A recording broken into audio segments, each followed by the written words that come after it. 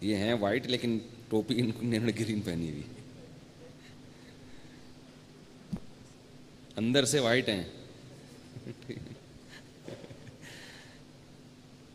یہ مجھے کہہ رہے تھے میں اتار دوں، میں نے کہا نہیں، پہنے رکھیں، لوگ یہ سمجھیں گے کہ ہمارے بیان میں گرین والے بھی آتے ہیں، تو ہو سکتا ہے اور بھی آنا شروع ہو جائیں آہستہ آہستہ. ہو گیا بھائی؟ الحمد للہ نحمده ونصلی علی رسولہ الکریم، اما بعد فاعوذ باللہ من الشیطان الرجیم، بسم اللہ الرحمن الرحیم. کل ہم نے قوم ثمود کی کچھ تاریخ پڑھی تھی جو قرآن مجید نے بیان کی ہے. قوم ثمود کے بعد جب اللہ نے اس قوم کو تباہ و برباد کر دیا تو پھر حضرت ابراہیم علیہ السلام دنیا میں آئے. حضرت ابراہیم علیہ السلام تھے ارض شام کے رہنے والے. شام، یہ جو شام کی سرزمین ہے، آج جتنا علاقہ شام کا ہے، پہلے صرف اتنے سے علاقے کو نہیں کہا جاتا تھا، بلکہ اس میں بیت المقدس بھی داخل تھا، بلکہ اصل مرکز تو بیت المقدس ہی تھا شام کی سرزمین کا. تو وہاں حضرت ابراہیم علیہ السلام کی ولادت ہوئی آزر کے گھر میں. وہ قوم بھی بت پرستی میں مبتلا تھی. حضرت ابراہیم علیہ السلام شروع ہی سے بت پرستی کے خلاف تھے، اور قوم کا اس میں نہ صرف یہ کہ انہوں نے ساتھ نہیں دیا، بلکہ بت پرستی کی مخالفت شروع کر دی. قرآن نے حضرت ابراہیم علیہ السلام کی جوانی کے حالات کہ وہ کیسے آسمان میں دیکھ کے غور کیا کرتے تھے اور کیسے آہستہ آہستہ انہوں نے اپنی قوم سے بیزاری کا اعلان کیا، ان سب چیزوں کو اللہ نے بڑے اہتمام سے ذکر کیا ہے. اور اس میں ہمیں سبق کیا ملتا ہے کہ پوری قوم ایک طرف اور اکیلے ابراہیم ایک طرف، پوری قوم ایک طرف تھی. قرآن میں آتا ہے کہ وَلَقَدْ آتَيْنَا إِبْرَاهِيمَ رُشْدَهُ مِنْ قَبْلُ وَكُنَّا بِهِ عَالِمِينَ. ہم نے ابراہیم کو بچپن ہی سے سیدھا راستہ دکھا دیا تھا اور ہم ان کو جانتے تھے، یعنی وہ اس کے اہل تھے. قرآن میں آتا ہے کہ فَلَمَّا جَنَّ عَلَيْهِ اللَّيْلُ وَرَآ كَوْكَبًا. سورہ کون سی سورت ہے یہ؟ ابھی ہم نے 3 دن پہلے پڑھی ہے. فَلَمَّا جَنَّ عَلَيْهِ اللَّيْلُ وَرَآ كَوْكَبًا. جب رات کی تاریکی آئی تو حضرت ابراہیم نے ستارہ دیکھا. جو مشرک لوگ ہوتے ہیں نا، وہ کسی مخصوص معبود کی عبادت نہیں کرتے، بلکہ جو چیز بھی خوبصورت نظر آتی ہے، جس کو بھی مفید سمجھتے ہیں، اس کے پیچھے پڑ جاتے ہیں، اس کو معبود بنا لیتے ہیں. تو اس قوم میں ستارہ پرست لوگ بھی ہوں گے، سورج پرست لوگ بھی ہوں گے، چاند کی عبادت کرنے والے بھی ہوں گے. یہ ہر دور میں رہے ہیں، آج بھی ہیں. فَلَمَّا جَنَّ عَلَيْهِ اللَّيْلُ وَرَآ كَوْكَبًا. فرمایا رات کی تاریکی جب آئی ہے تو ایک ستارہ دیکھا خوبصورت چمکتا ہوا. قَالَ هَذَا رَبِّي. کہنے لگے یہ میرا معبود ہے، یہ میرا رب ہے. فَلَمَّا أَفَلَ. لیکن کچھ وقت کے بعد وہ ستارہ غائب ہو گیا. ظاہر ہے ستارے 24 گھنٹے آپ کے ساتھ نہیں رہتے. قال لا احب الآفلین. تو کہنے لگے کہ میں غائب ہونے والوں سے محبت، بولو بھائی، نہیں کر سکتا. کیسا زبردست سبق دے دیا اس میں. جس نے جانا ہے اس سے دل نہیں لگایا جاتا. جو ختم ہونے والی چیزیں ہیں، جو فنا ہونے والی چیزیں ہیں، ان سے ضرورت کا تعلق رکھا جاتا ہے، ضرورت سے زیادہ محبت نہیں کی جاتی. جیسے یہ آیت مشرکین پہ فٹ ہو رہی ہے. ان کے جو بت ہیں وہ بھی تو ایکسپائر ہو جاتے ہیں نا تھوڑے دنوں میں. بھائی کتنا خوبصورت بت ہو، تھوڑے دنوں میں ایکسپائر ہو جائے گا. لکڑی کا ہے تو دیمک لگ جائے گی، پتھر کا ہے تو آہستہ آہستہ اس کی چمک خراب ہوگی، اس کو ریپیئرنگ کے لیے بھیجنا پڑے گا. بھائی ہمارا بھگوان ہے، اس کی بیٹری ختم ہو گئی ہے، ٹھیک ہے نا، یا یہ ہمارا بھگوان ہے، اس کی ریپیئرنگ کر دو. کسی بندے نے آگے ٹانگ توڑ دی ہے اس کی، ٹھیک ہے نا. تو اور ایک وقت آئے گا کہ وہ بالکل ہی ختم ہو جائے گا. تو اس میں شرک کی بھی نفی ہے کہ ہمیشہ حقیقی محبت ایسی ذات سے کی جاتی ہے جو کبھی بھی ختم نہ ہو, اور وہ صرف اور صرف اور صرف کس کی ذات ہے؟ اللہ کی ذات ہے. اور اس میں آج کل جو لوگوں میں عشق مجازی کا رواج نوجوانوں میں بڑھ گیا ہے, مردوں میں بھی بڑھ رہا ہے اور خواتین میں بھی بڑھ رہا ہے. کوئی اچھی شکل دیکھی, اچھی صورت دیکھی, تھوڑی ہیلو ہائی ہو گئی, پاگل ہو گئے اس کے اوپر, دن رات خیالات. میرے پاس فون آتے ہیں خواتین کے بھی مردوں کے بھی. خواتین کے فون آتے ہیں کہ وہ ہم سے فری ہو گیا تھا تو میں پاگل ہو گئی, تو میں یوں ہو گیا, تو میں یوں ہو گیا, میرے ساتھ ایسا ہو گیا, میرا ویسا ہو گیا, مجھے وہ مل جائے بس کسی طریقے سے. تو میں ان سے بھی کہتا ہوں بھائی آپ ٹرائی کر کے دیکھ لیں, نکاح کا پیغام اپنے ابا سے بات کریں, اگر ہو جاتی ہے تو وہ جواب ملتا ہے کہ وہاں تو ہو ہی نہیں سکتی. تو جب نہیں ہو سکتی تو لا احب یہ آیت یاد کر لیں, لا احب الآفلین, ہم فنا ہونے والوں سے محبت نہیں کرتے. تو ختم ہو جائے گا بھائی. پھر کیوں دل کو اپنے پریشان کر رہے ہو؟ پھر یہ سوچو کہ اگر مل بھی جاتا تو کیا بوڑھا نہیں ہو جاتا؟ اور مرد کو, لڑکے کو عشق ہو گیا ہے کسی لڑکی سے تو شریعت نے کہا نکاح کا پیغام بھیجو, ہو جائے ٹھیک ہے, نہیں ہو تو کیا ہے, اب اس کو دل میں مت بٹھاؤ, کیونکہ یہ دل اللہ نے صرف اور صرف اپنے لیے بنایا ہے, اس میں غیر کو داخل مت کرو. غیر کو اگر داخل کرنا ہے تو اس غیر کو داخل کرو جو اللہ کی محبت میں ترقی کا ذریعہ بن جائے. نبی صلی اللہ علیہ وسلم نے دعا سکھائی ہے, اللہم اجعل حبک, اللہم ارزقنی حبک وحب من یحبک وحب عملی یقربنی الی حبک. اللہ مجھے اپنی محبت دے اور ہر اس کی محبت دے جو تجھ سے محبت کرے. لیکن اس کا مطلب کیا ہے کہ اس سے محبت جب ہو جب اس سے محبت میں تیری محبت میں ترقی ہو. ورنہ بعض دفعہ نا کسی دیندار سے عشق ہو جاتا ہے. اب کسی دیندار سے عشق ہو گیا تو ہے وہ غلط, لیکن شیطان یہ پٹی پڑھا دیتا ہے کہ تمہیں اس سے محبت ہے چونکہ وہ دیندار ہے. بھائی وہ دیندار تو ہے لیکن آپ کو اس سے محبت میں, دینداری میں ترقی نہیں ہو رہی, بلکہ آپ دینداری سے دور ہو رہے ہیں. عشق تو کسی سے بھی ہو سکتا ہے نا, کسی دنیا دار سے بھی ہو سکتا ہے, کسی مولوی صاحب سے بھی ہو سکتا ہے. عشق کم ہوتا ہے مولویوں سے لیکن ہو سکتا ہے, کسی سے بھی ہو سکتا ہے. تو اب اس میں ایک شیطان یہ پٹی پڑھا دیتا ہے عورتوں کو کہ بھئی یہ تو عالم ہے, یہ تو دیندار ہیں. بھائی اگر آپ کو عشق ہو گیا, نکاح اگر ہو سکتا ہے تو نکاح کر لو, نہیں ہو سکتا, اور ہر دفعہ نہیں ہو سکتا, ام للانسان ما تمنا, اللہ فرماتے ہیں تمہیں ہر وہ چیز نہیں ملے گی جس کی تم تمنا کرو گے. یہ دنیا ہے, جنت ہے, ہر چیز مل جائے گی وہاں پہ, جنت میں ہر چیز مل جائے گی. خاتون کا میرے پاس فون آیا, 5-6 سال پرانی بات ہے, یورپ سے. وہ کہنے لگے وہ کسی مولوی صاحب پہ عاشق ہو گئی تھی, کوئی عالم کا, انہوں نے مجھے نام بھی بتایا, اور وہ تھیں شادی شدہ.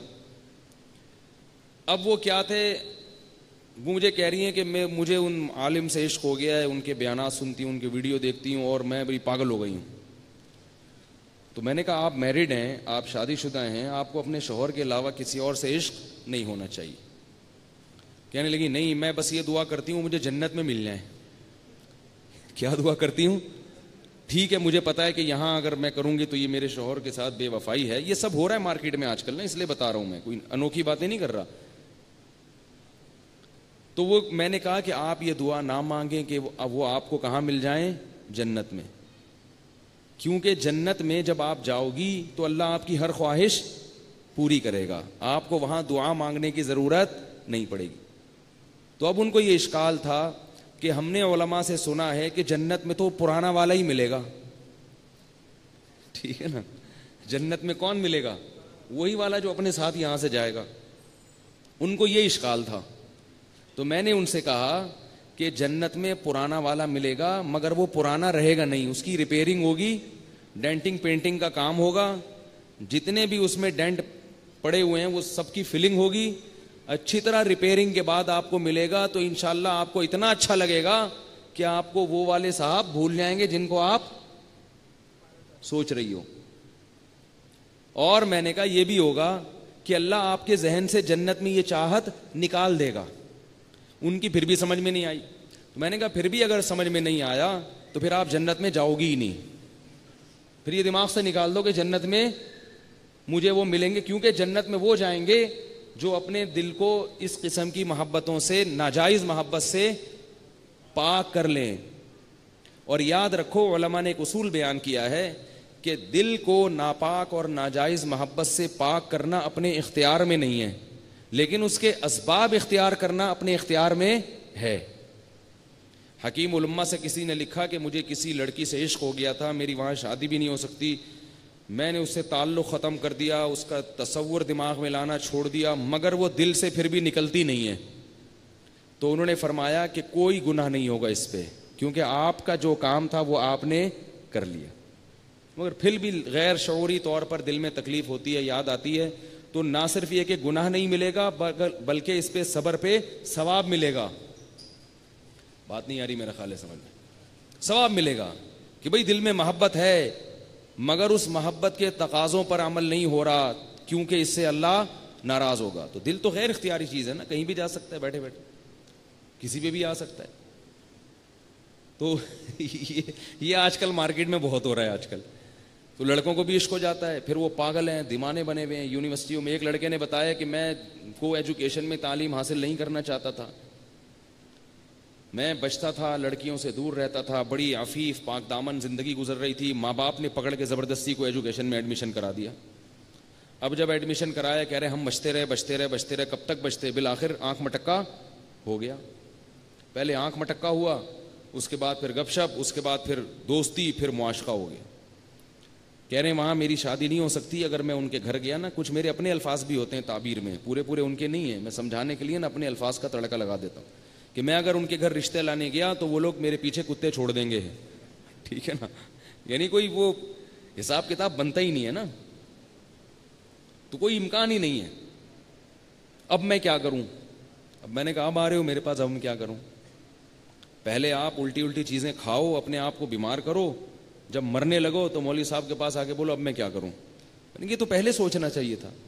میں نے کہا اب آپ یہ کرو, وہ کام کرو جو حضرت مولانا اشرف علی تھانوی رحمہ اللہ تعالیٰ نے ایک عاشق کو بتایا تھا.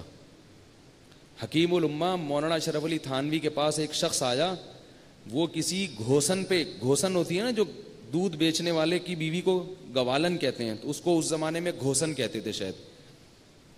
دودھ بیچنے والے ہوتے ہیں نا, تو ان کی جو عورت ہوتی ہے گھر کی, وہ دودھ بیچنے والی عورت, تو وہ گوالن ہوتی ہے نا, گوالن, تو اس کو گھوسن پہلے اردو میں شاید کہتے تھے. تو وہ کوئی خوبصورت تھی, تو ایک دودھ خریدنے جاتا تھا ایک بندہ اس سے, تو ہوتے ہوتے آہستہ آہستہ عاشق ہو گیا. تو اتنا پریشان ہو گیا کہ وہ دماغ میں اس کے دل میں بیٹھ گئی. وہ اس میں خواتین کا بھی بڑا قصور ہوتا ہے.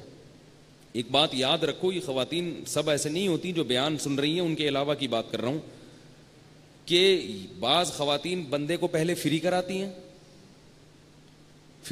ہیں, اس سے ہنس ہنس کے باتیں, بڑے اسٹائل میں مختلف انداز سے باتیں, وہ بندہ کیا ہو جاتا ہے, لٹو.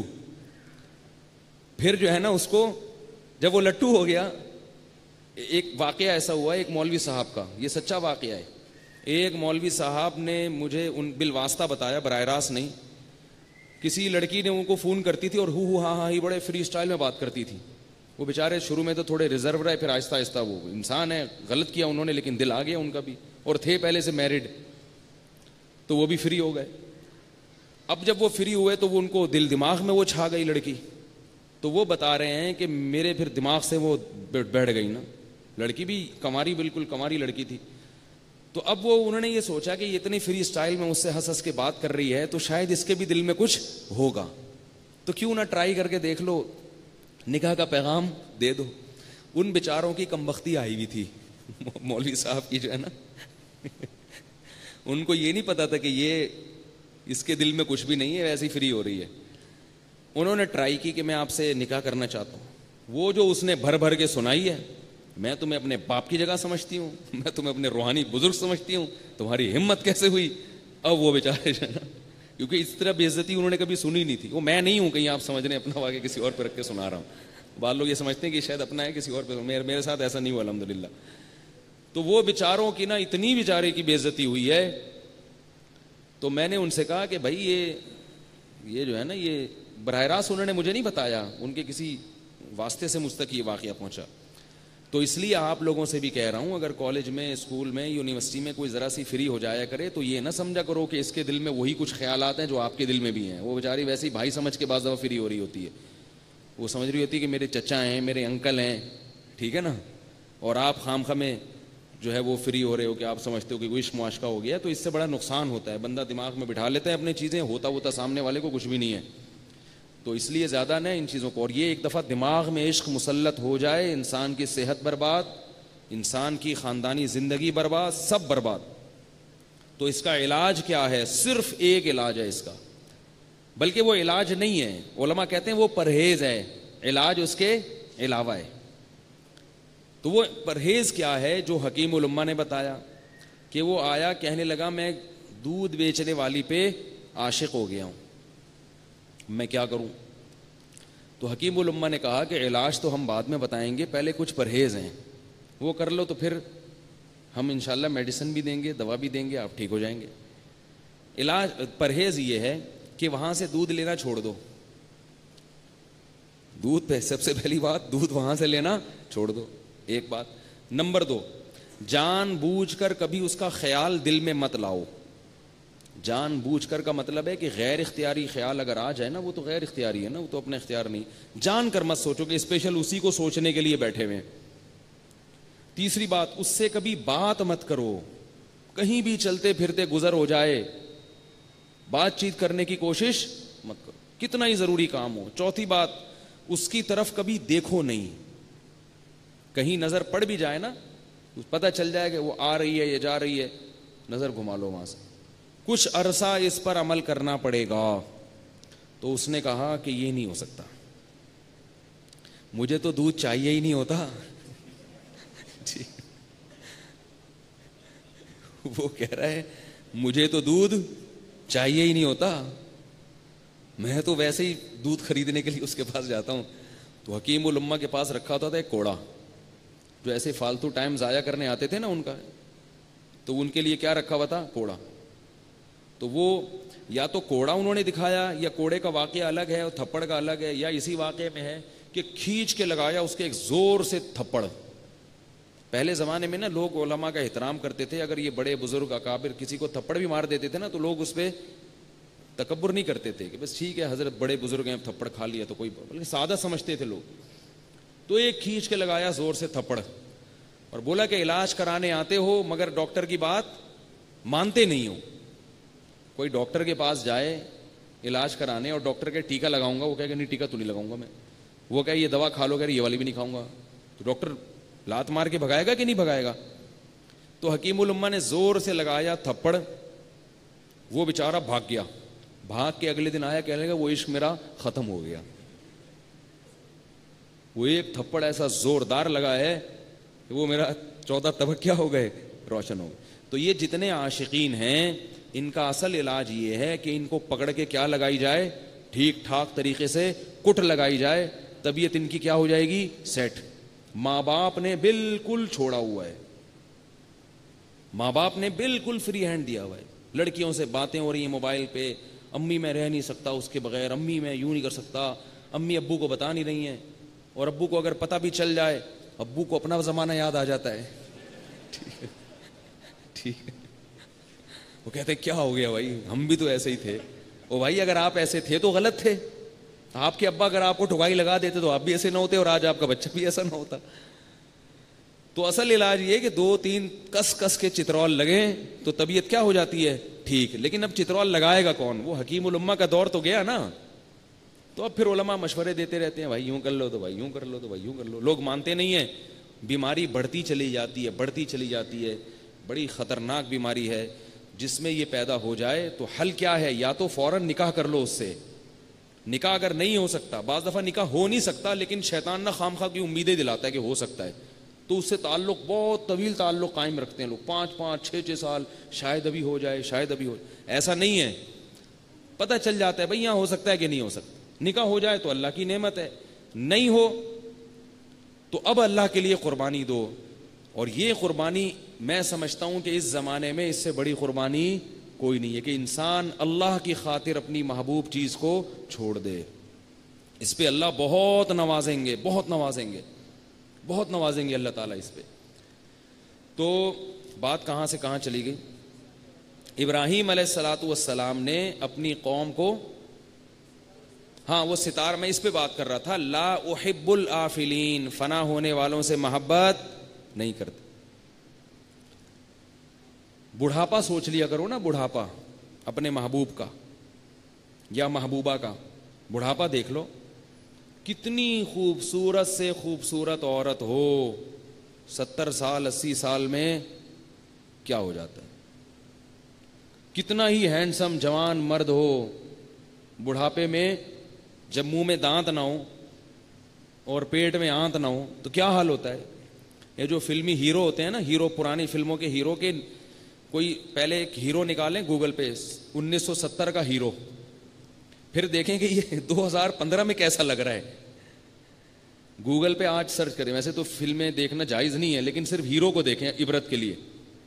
ہیرو نکالیں 1970 کا یا 65 کا، کوئی ہیرو نکالیں جو اس زمانے میں بڑا ہٹ تھا، اور اب دیکھیں کہ وہ 2017 میں کیا ہے.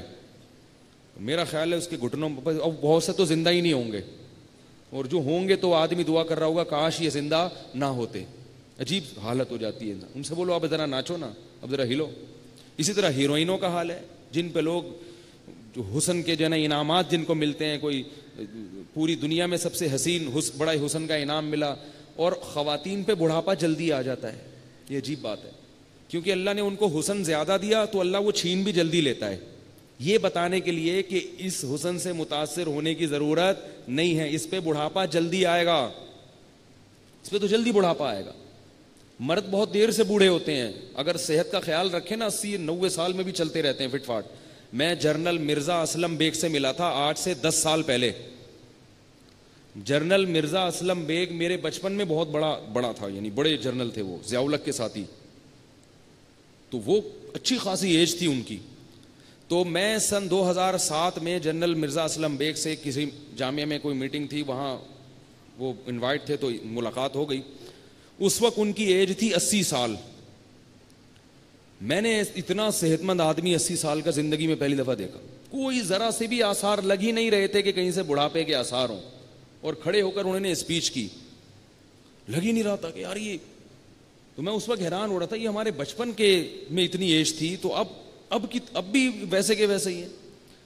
اور اب اس واقعے کو 10 سال ہو گئے، اب وہ کم سے کم بھی 90 سال کے ہو گئے ہوں گے، ابھی بھی فٹ فاٹ ہیں، زندہ ہیں، چل پھر رہے ہیں.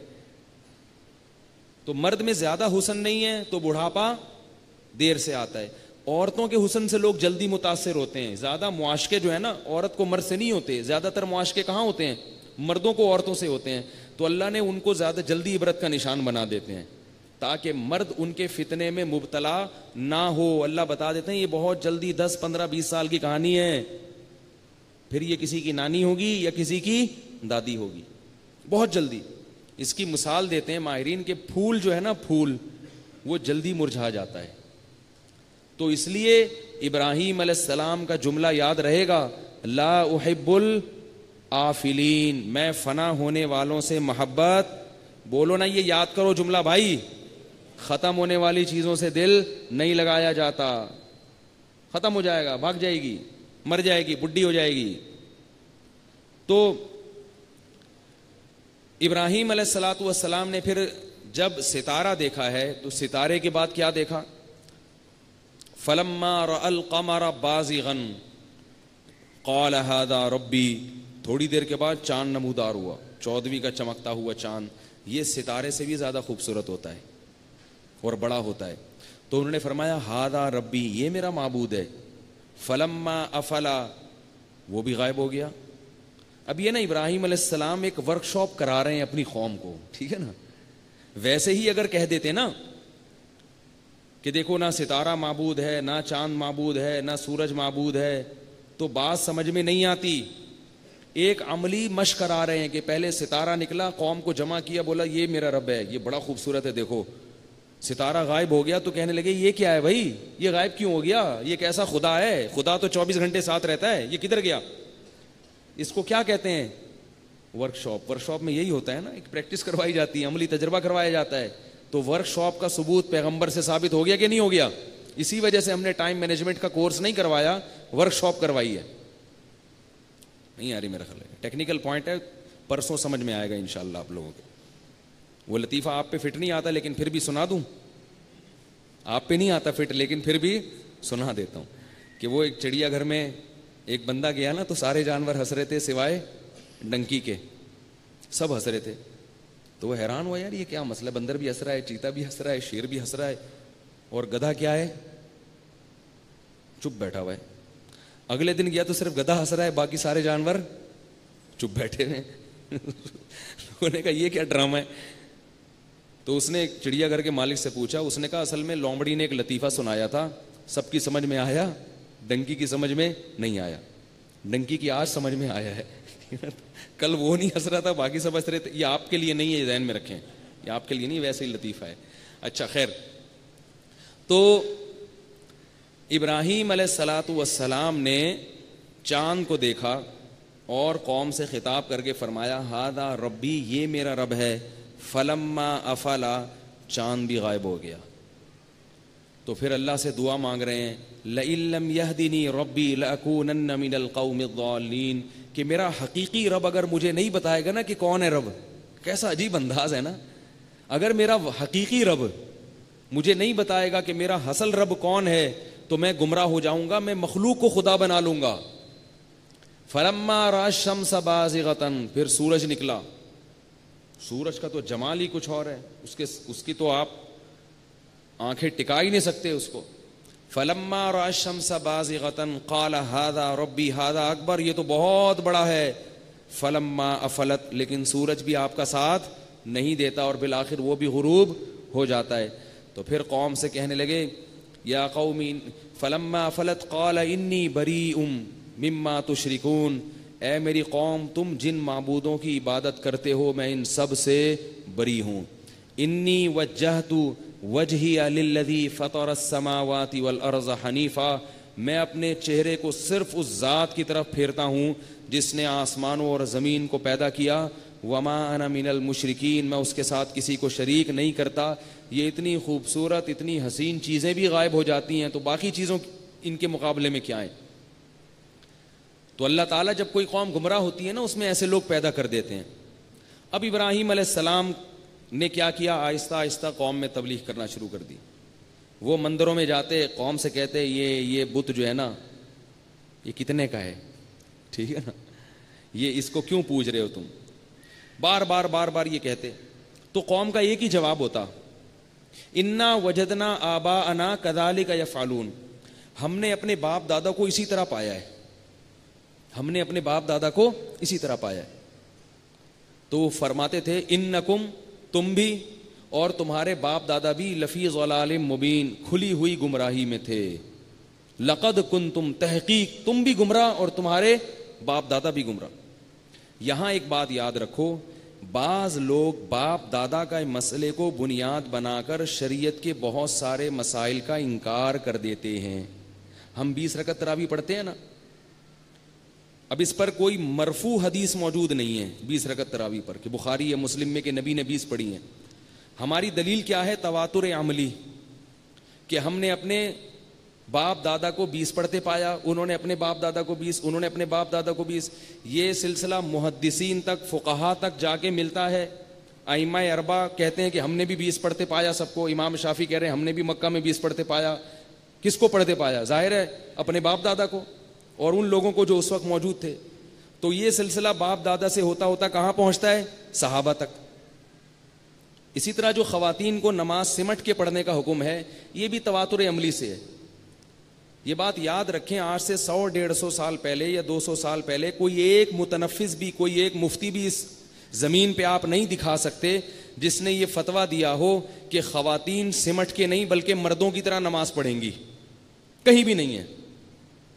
تو صدیوں سے جو تواتر سے جو چیز چلی آ رہی ہے نا, تواتر سے, وہ کیا ہے کہ خواتین سمٹ کے نماز پڑھیں گی. یہی امام ابو حنیفہ کا بھی مذہب, یہی امام مالک کا بھی مذہب, یہی امام شافعی کا بھی مذہب, یہی امام احمد ابن حنبل کا بھی مذہب. حالانکہ یہ سارے بڑے بڑے محدثین تھے وقت کے, اور حدیث کو آج کے لوگوں سے بہت بہتر جانتے تھے. آج کے لوگ حدیث کے الفاظ کو جانتے ہیں اور یہ لوگ حدیث کی روح کو جانتے تھے. تو یہ سینہ بسینہ چلتی آئی ہے نماز, سینہ بسینہ. تبھی جتنے لاکھوں کروڑوں علماء فقہا جو گزرے ہیں, محدثین اور علماء, سب یہ کیا فتویٰ دیتے آئے ہیں کہ عورت کیا کرے گی, سمٹ کے نماز پڑھے گی. اب اس پہ دلیل مانگی جائے نا تو صریح حدیث موجود نہیں ہے اس پہ, جیسے کہ اور بہت سارے مسئلوں پہ صریح حدیث موجود نہیں ہے, لیکن ہم اس کو کیوں مانتے ہیں؟ تواتر عملی کی وجہ سے. جیسے رکوع میں جانے کے بعد جب ہم اٹھتے ہیں تو ہاتھ چھوڑتے ہیں نا, اس پہ کوئی حدیث نہیں ہے, لیکن ہم کیسے باپ دادا کو بولو نا بھائی فالو کرتے آ رہے ہیں. اسی طرح سعی کے دوران, سعی جو ہے نا, اس میں مردوں کو بھاگنے کا حکم ہے اور عورت کو چلنے کا حکم ہے. کوئی حدیث دکھاؤ جس میں نبی نے عورت کو بھاگنے سے منع کیا ہو. بہت مشکل ہے, کیا کریں یار. بھائی نبی نے جیسے یہ فرمایا صلو کما رأیتمونی اصلی, ایسے نماز پڑھو جیسے میں پڑھتا ہوں, تو قرآن نے یہ بھی تو فرمایا کہ لقد کان لکم فی رسول اللہ اسوۃ حسنہ, تمہارے لیے نبی کی زندگی میں نمونہ ہے. نبی نے جو عبادت جیسے کی تم نے بھی ویسے کرنی ہے. اس میں قرآن نے مرد اور عورت کا فرق نہیں رکھا. تو نبی نے سعی میں دوڑ لگائی ہے تو اس آیت کا تقاضا ہے کہ عورتیں بھی دوڑ لگائیں, مگر اس میں سب کا اجماع ہے کہ عورت دوڑ نہیں لگائے گی. حالانکہ جس کی سنت کو زندہ کیا جا رہا ہے حضرت ہاجرہ کی, وہ تو دوڑی تھیں اور وہ عورت تھیں, تو عورتوں کو تو زیادہ دوڑنا چاہیے کہ بھئی وہ تو عورت تھیں, عورت ہو کے دوڑی تھی, تو ہم کیوں نہیں دوڑ سکتے؟ لیکن کیونکہ اس سے عورت کی بے پردگی کا خطرہ ہے اور عورت کے وقار کے خلاف ہے, اس لیے پوری امت کا صحابہ سے لے کے آج تک اجماع چلا آ رہا ہے کہ عورت وہاں پہ نہیں دوڑے گی. نہیں آ رہی بات. اسی طرح ہم جب جاتے ہیں طواف کے پہلے چکر میں رمل کرتے ہیں, رمل, سینہ تان کے اچھل کے چلتے ہیں. اس کو کیا کہا جاتا ہے؟ رمل. ہوتا ہے نا پہلے 3 چکروں میں, جب احرام میں ہوتے ہیں پہلے 3 چکر میں کیا کرتے ہیں؟ رمل. لیکن عورتوں کو رمل کی اجازت بولو بھائی نہیں ہے. حالانکہ قرآن کہہ رہا ہے کہ تمہارے لیے رسول کی سنت میں, رسول کے طریقے میں نمونہ ہے. تو کیا مطلب؟ اس میں ہر چیز ہے, تو ہر چیز میں طواف بھی ہے یا نہیں ہے؟ تو جب طواف بھی اس میں داخل ہے تو جیسے نبی نے طواف کیا تو عورتوں کو بھی ایسے طواف کرنا چاہیے.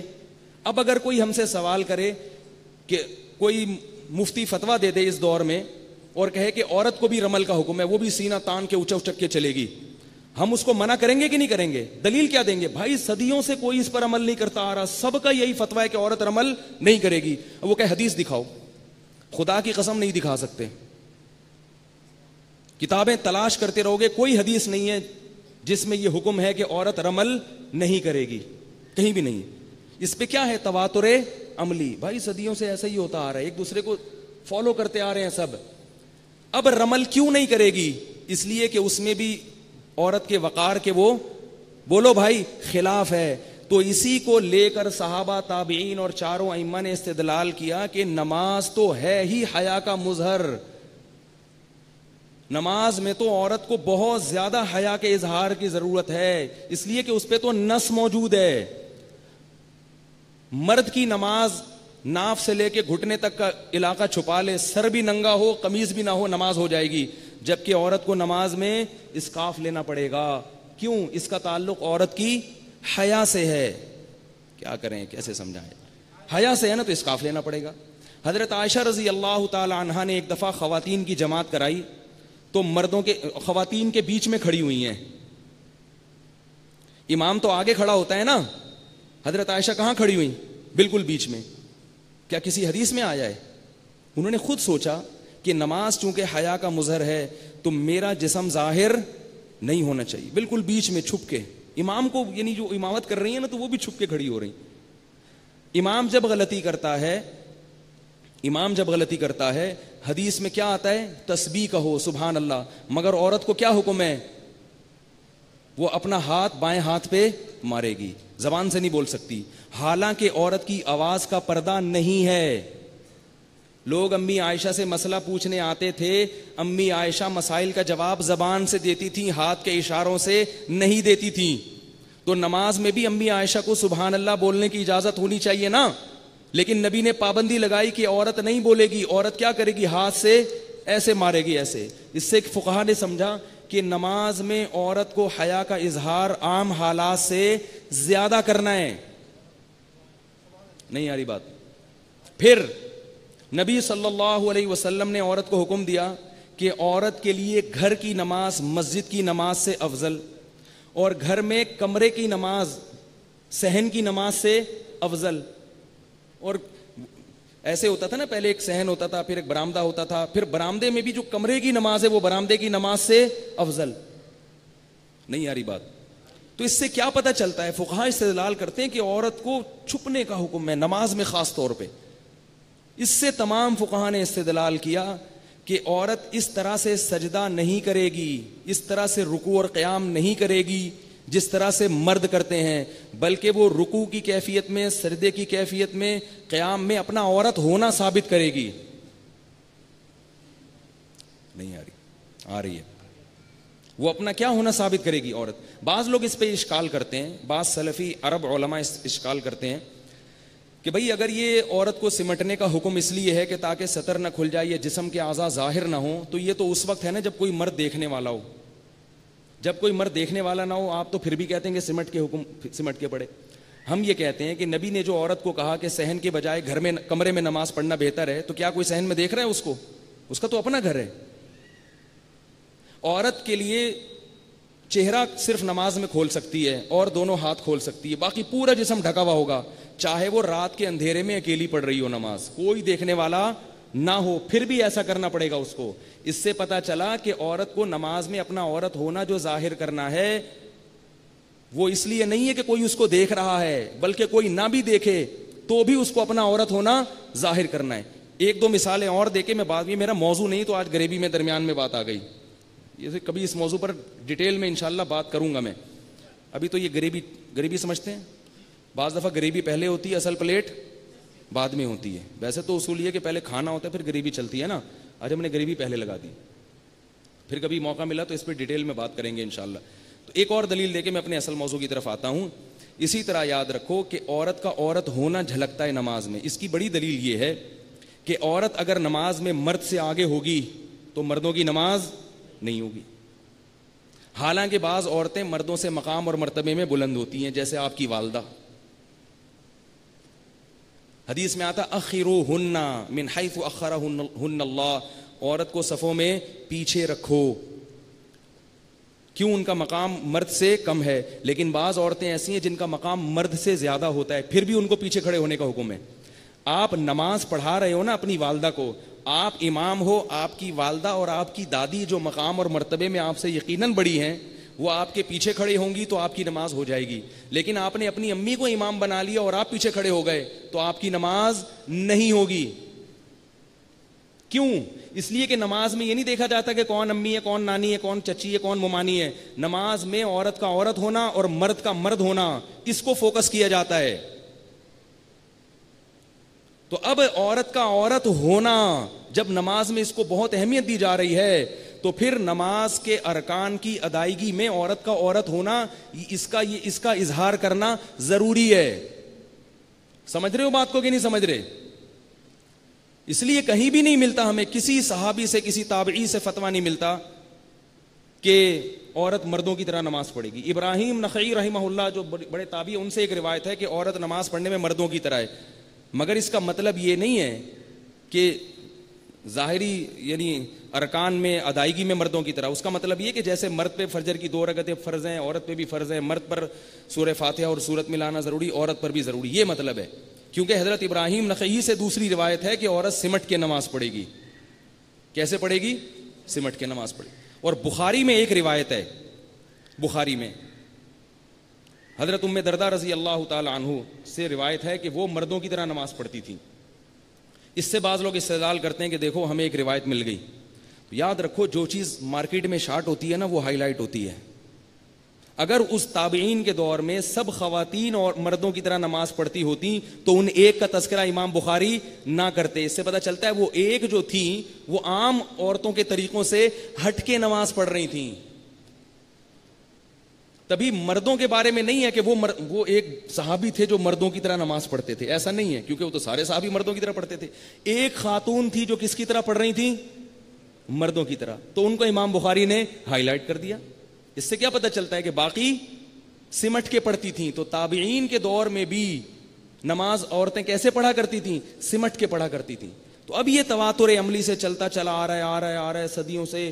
امام شافعی بھی فتویٰ دے رہے ہیں, امام احمد بن حنبل بھی فتویٰ دے رہے ہیں, حالانکہ یہ حدیث کے بہت بڑے امام تھے. ڈاکٹر ذاکر نائک ہو گئے یا اور دوسرے حضرات ہو گئے, ٹھیک ہے, بہت بڑے عالم ہیں, بہت بڑے بزرگ ہیں, مگر یہ لوگ ائمہ اربعہ کی خاک کے برابر بھی نہیں ہیں علم حدیث میں اور تفقہ اور بصیرت میں. دو چیزیں ہوتی ہیں, ایک حدیث کا علم. آج جو ہمارے پاس علم ہے نا حدیث کا, وہ ڈیجیٹل علم ہے. ان لوگوں کے پاس جو حدیث کا علم تھا وہ کیسا تھا؟ ان کو سندیں یاد ہوتی تھی پوری, ان کو پتا ہوتا تھا کس شخص کی حدیث کی کیا ویلیو ہے. ان کے حدیث پہ تبصرے ہیں جو آج ہم یاد کر کے حدیث پہ حکم لگاتے ہیں. وہ تقلید نہیں کرتے تھے, اس میں ان کی اپنی تحقیق ہوتی تھی. تو آپ امام احمد بن حنبل جیسے محدث کو بھی غلط کہیں گے, بھائی وہ بھی حدیث نہیں جانتے تھے, وہ بھی کہہ رہے ہیں کہ عورت سمٹ کے نماز پڑھے گی, ان کو بھی حدیث کا نہیں پتا. تو یہ جو حدیث ہے نا, صلو کما رأیتمونی اصلی, ایسے نماز پڑھو جیسے میں پڑھتا ہوں, اس کا مطلب کیا ہے کہ تعداد رکعات میں رکوع و سجود کی جو ظاہری کیفیات ہیں ان میں, لیکن چند چیزیں جن کا عورت کے پردے سے تعلق ہے وہ اس سے خود بخود مستثنا ہے. جیسے کہ قرآن نے کہا کہ تمہارے لیے نبی کی زندگی میں نمونہ ہے, نبی کو فالو کرنا ہے, لیکن پردے کے حکام میں سعی کا حکم اور رمل کا حکم میں عورت خود بخود مستثنا ہوگی, کیونکہ پردے کی اور حیا کی اہمیت زیادہ ہے, تو خود بخود مستثنا ہے. تو اس لیے یہ تواتر سے یہ چیز چلی آ رہی ہے. تو اس لیے, اور یہ بھی یاد رکھیں کہ جو ہمارے اہل حدیث علماء ہیں ان کے بھی جو پرانے اہل حدیث علماء آپ کو ہندوستان میں ملیں گے نا, 100-150 سال پہلے, 200 سال پہلے کے جتنے اہل حدیث علماء ہیں, ان کی بھی سب کی کتابوں میں یہی لکھا ہے کہ عورت سمٹ کے نماز پڑھے گی. یعنی یہ اہل حدیث کا بھی اصل مذہب یہ نہیں ہے کہ عورت سمٹ کے نہیں پڑے گی, ان کا بھی اصل مذہب کیا ہے کہ عورت سمٹ کے پڑے گی. یہ مسئلہ شروع ہوا ہے سعودی عرب کے بعد سلفی علماء سے, اور وہاں سے فالو کیا ہے ہمارے اہل حدیث علماء نے. ٹھیک ہے, میں ان کی نیت پہ وہ نہیں کرتا, ان کو یہ سمجھ میں آیا, انہوں نے کہا کہ یہ نبی کی سنت کے زیادہ قریب فتویٰ دے دیا, لیکن دلیل کے لحاظ سے یہ فتویٰ قابل تقلید اور قابل اتباع نہیں ہے. آئی بات سمجھ میں؟ اور اب پھر بھی کوئی دلیل مانگے نا کہ بتاؤ نبی نے کہاں حکم دیا کہ عورت سمٹ کے پڑے گی, تو بولے بتاؤ نبی نے کہاں کہا ہے کہ عورت رمل نہیں کرے گی. ٹھیک ہے نا, ہمیں تو نبی کو فالو کرنے کو, بتاؤ نبی نے کہاں کہا ہے کہ عورت جو ہے نا وہ, اور بھی اس پہ بہت سارے دلائل ہیں مگر موضوع نہیں ہے یہ. خیر, کہاں سے کہاں بات چلے گئی, کیا چل رہا تھا یار. ہاں, تو میں یہ بتا رہا تھا کہ اب ہم جیسے ابراہیم علیہ السلام نے کہا تم اپنے باپ دادا کو فالو کرتے ہو, اور انہوں نے کہا ہم اپنے باپ دادا کو فالو کرتے ہیں. ابراہیم علیہ السلام نے کہا باپ دادا کو فالو مت کرو. تو بعض لوگ ہمیں بھی کہتے ہیں کہ تم بھی تو خواتین کی نماز میں اور 20 رکعت تراویح میں کس کو فالو کر رہے ہو؟ باپ دادا کو. تو باپ دادا تو گمراہی کے راستے پہ لے کے جاتے ہیں. باپ وَإِن تُطِعْ أَكْثَرَ مَنْ فِي الْأَرْضِ, اگر تم اکثریت کے پیچھے چلو گے تو وہ تمہیں گمراہ کر دے گی. تم جمہور کے فتوے کو مان رہے ہو, جمہور 20 کے قائل ہیں, جمہور کہتے ہیں کہ عورت سمٹ کے نماز پڑھے, جمہور یہ کہتے ہیں, جمہور یوں کہتے ہیں, تو تم تو سب ان کو فالو کر رہے ہو. تو یاد رکھو باپ داداؤں کی 2 قسمیں ہیں. There are 2 types of daddy and papas. باپ داداؤں کی کتنی قسمیں ہیں؟ 2. ایک وہ باپ دادا ہیں جن کے پیچھے چلنا گمراہی ہے, اور ایک وہ باپ دادا ہیں جن کو فالو کرنے کا قرآن و سنت نے ہمیں حکم دیا ہے. قرآن جن باپ دادا کو فالو کرنے کا حکم دیتا ہے, کو گمراہی قرار دیتا ہے, یہ وہ باپ دادا ہیں جن کے بارے میں قرآن کہتا ہے اولو کان آباؤہم لا یعقلون شیئا ولا یہتدون. فرمایا تم اپنے باپ دادا کو فالو کرتے ہو اگرچہ تمہارے باپ دادا کچھ بھی نہ سمجھتے ہوں اور خود گمراہی کے راستے پہ جا رہے ہوں. ہمارے باپ دادا جو محدثین اور فقہا گزرے ہیں وہ ایسے نہیں تھے کہ لا یعقلون شیئا, وہ کچھ بھی نہیں سمجھتے تھے. اگر ہم ان پہ یہ فتویٰ لگا دیں وہ معاذ اللہ کچھ بھی نہیں سمجھتے تھے, تو یہ قرآن اور یہ حدیث جو ہمیں ان کے ذریعے سے ہم تک پہنچی ہے یہ سب مشکوک ہو جائے گا. نہیں آئی بات؟ آج صحیح بخاری اس کی سب سے بڑی شرح اور سب سے بہترین شرح پوری دنیا میں جو مقبول ہے وہ علامہ ابن حجر رحمہ اللہ تعالی کی ہے. صحیح مسلم کی دنیا میں سب سے مشہور ترین شرح علامہ نووی رحمۃ اللہ علیہ کی ہے. آئی بات سمجھ میں؟ بخاری کی شرح کون سی؟ فتح الباری علامہ ابن حجر کی. اور صحیح مسلم کی شرح کون سی؟ یحییٰ ابن مسلم النووی رحمہ اللہ تعالی کی. تو آپ ان دونوں بزرگوں کو اگر مارکیٹ سے نکال دو, یعنی بیچ سے نکال دو اگر آپ ان دونوں بزرگوں کو, تو علم حدیث سے آپ گئے. جتنے بھی آج کے محدثین ہیں نا جو حدیث پہ حکم لگاتے ہیں کہ جیسے علامہ ناصر الدین الالبانی رحمہ اللہ تعالیٰ کی یہ صحیح حدیث ہے یہ ضعیف, یہ سب حدیث کو صحیح اور ضعیف قرار دینے میں علامہ ابن حجر کے محتاج ہیں. ان کی تحقیق کے بغیر آپ ایک قدم بھی آگے نہیں جا سکتے. اور وہ تھے شافعی. آئی بات سمجھنے؟ وہ کیا تھے؟ شافعی تھے. وہ بھی اسی کے قائل تھے. 20 رکعت تراویح ہے اور عورتیں کیا کریں گی؟ سمٹ کے نماز پڑھیں. علامہ نووی بھی اسی کا قائل. اور جتنی بڑی بڑی شروحات ہمیں ملتی ہیں علامہ ابن عبد البر رحمہ اللہ اور جتنے بھی بڑے بڑے ملتے ہیں, تو یہ وہ باپ دادے ہیں جن کے پیچھے ہم چل رہے ہیں بھائی. امام احمد ابن حنبل امام بخاری کے اساتذہ میں ہیں. وہ یہ والے باپ دادا ہیں. ان کے بارے میں قرآن نہیں کہتا کہ لا یعقلون شیئا ولا یہتدون. ان کے پیچھے چل رہے ہو جبکہ ان کو تو کچھ پتہ ہی نہیں تھا. کہیں گے اللہ ان کو تو بہت کچھ پتا تھا, ہم سے زیادہ پتا تھا. تو ابا دادا جو ہے نا, یوسف علیہ السلام نے کیا کہا تھا؟ واتبعت ملت آبائی, میں اپنے باپ دادا کے دین پہ چلتا ہوں. کیونکہ وہ کون تھے؟ ابراہیم و اسحاق. وہ نہیں تھے کہ لا یعقلون شیئا, آتا ہی پتہ ہی کوئی نہیں, ادھر مٹھائیاں بٹ رہی ہیں. مولانا منظور چنیوٹی آئے ایک دفعہ, کہنے لگے پتہ ہے چنیوٹ کا نام ربوا کا نام تبدیل کر دیا ہے. میں نے کہا ہمیں تو پتہ ہی نہیں. کہہ رہے آپ کو پتہ ہی کوئی نہیں, ادھر مٹھائیاں بٹ رہی ہیں. بہت بڑے عالم تھے مگر وہ تھے پنجابی اسپیکنگ نا, تو اردو بڑی زبردست بولتے تھے. وہ یعنی آپ کو پتہ ہی کوئی نہیں اور ادھر مٹھائیاں بٹ رہی ہیں. تو وہ جب بھی میں یہ آتا ہے نا کہ لا یعقلون شیئا, تو مجھے وہ آتا ہے پتہ ہی کوئی نہیں. لا یعقلون شیئا کا مطلب اللہ کہتے ہیں تمہارے باپ دادا کو پتہ کچھ ہے ہی نہیں. تو ہم جو جن باپ دادوں کو فالو کر رہے ہیں ان کو بہت کچھ پتا تھا, بہت کچھ پتا تھا. تو اس لیے انہی کو فالو کرتے رہیں, اس میں عافیت ہے. لیکن اگر کوئی اپنی رائے پیش کرتا ہے فروئی مسئلے میں کہ عورت سمٹ کے نہیں پڑے گی, تراویح 8 ہے, لڑنے کی چندہ ضرورت نہیں ہے. کیونکہ اس کے نہ وہ قائل تھے نہ قرآن و سنت میں اس کا کوئی تذکرہ ملتا ہے کہ چھوٹی چھوٹی باتوں میں پڑھ تو رہی ہے نا, پڑھنے دو اس کو. اب یہ نہیں کہ جا کے آپ نے مناظرے شروع کر دیے اور فتوے لگانا شروع کر دی. بعض لوگ مجھے یہ بھی کہتے ہیں کہ بھئی سعودیہ میں بھی تو عورتیں ایسے پڑھتی ہیں, جتنی عورتیں حج کرنے کے لیے آتی ہیں وہ بھی مردوں کی طرح نمازیں پڑھتی ہیں, یہ تو سمٹ کے نماز پڑھنا صرف بر صغیر میں ہے.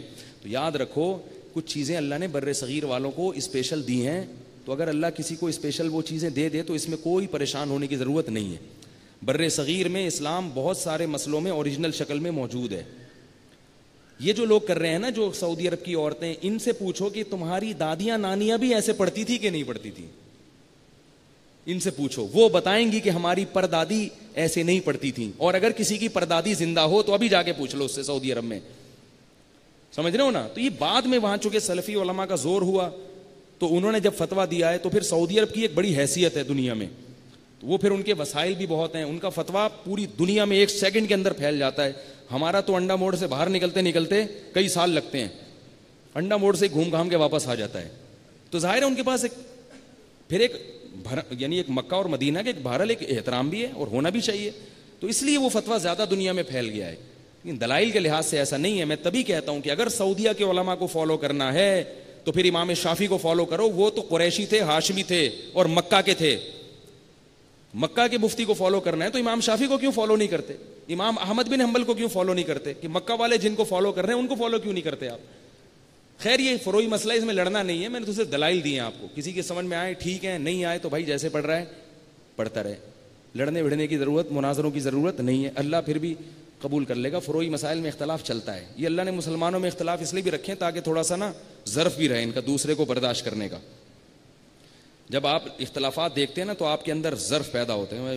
آپ ایسے پڑھ رہے ہیں وہ ویسے پڑھ رہے ہیں, آپ کو غصہ تو آئے گا, لیکن اللہ کیا کہتے ہیں؟ برداشت کرو, ٹھیک ہے نا. اب ایسا بھی ہو رہا ہے ایک ہی گھر میں, ہمارے یہاں تو فرقے اتنے پیدا ہو گئے نا, ایک گھر میں ایک گرین والا ہے, دوسرا تبلیغ والا ہے, تیسرا اہل حدیث ہے, چوتھا جماعت المسلمین کا ہے. ایک ہی گھر میں ایک ہی خاندان میں ایسی ایسی چیزیں آ رہی ہیں. وہ عجیب ہے, وہ ادھر گھسیٹ رہا ہے, وہ کہہ رہا ہے سیروزے پہ چلو, وہ کہہ رہا ہے فیضان مدینہ چلو, وہ کہہ رہا ہے تم دونوں جہنمی ہو, تم تو مقلد ہو, اصل تو قرآن و سنت ہے, وہ اہل حدیث ہیں. اور جماعت المسلمین والے کہتے ہیں تم لوگ کے تو نام ہی فرقہ وارانہ ہے. بتاؤ قرآن میں کہاں ہے اہل حدیث, قرآن میں کہاں ہے دیوبندی, حنفی, تبلیغی, کہاں ہے؟ آؤ جماعت المسلمین. قرآن میں تو صرف مسلمین ہے, اور توحیدی کہتا ہے کہ قرآن میں مسلمین ہے, جماعت المسلمین نہیں ہے. تو اتنی چیزیں مارکیٹ میں آ گئی ہیں, پریشان ہونے کی ضرورت نہیں ہے. ایک شعر یاد کر لو, تندیے باد مخالف سے نہ گھبرا اے شاہین, یہ تو چلتی ہے تجھے اونچا اڑانے کے لیے.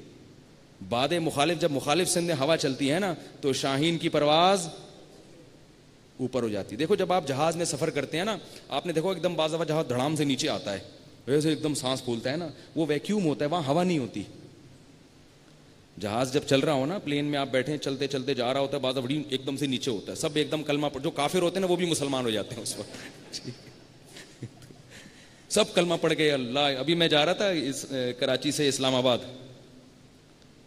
تو میں نے زندگی میں جہاز میں اتنے جھٹکے نہیں کھائے ہیں کبھی, کئی دفعہ کیا جہاز کا سفر, لیکن وہ عجیب ہی, وہ جہاز جب ہلنا, بس یہ واقعہ سنا کے بات ختم کر رہا ہوں میں. جہاز ہلنا پہلے تو کیا ہوا, تھوڑا سا ہلا, تو ایئر ہوسٹس نے کہا نارمل ہے, کوئی گھبرائے نہیں آپ لوگ. اچھا میں نماز پڑھنے گیا ہوا تھا وہ پیچھے کیبن کی طرف, تو میں جب وہاں سے آیا تو مجھے ایئر ہوسٹس نے کہا تھوڑا سا ٹھہریں, ابھی آپ جائیں.